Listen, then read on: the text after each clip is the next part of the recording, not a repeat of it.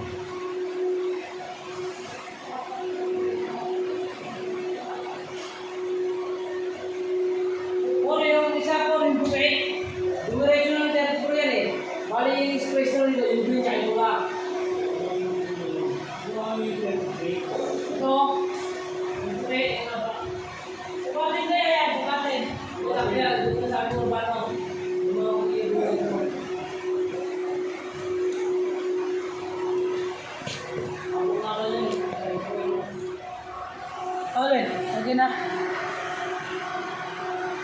Ako na ako na bibigyan na. Ngayon na, huwag mo kasi sayangin, wala pa naman ako eh. So kaya din sa ano, i-room nito. Ay, dulo. Yan ang dulo.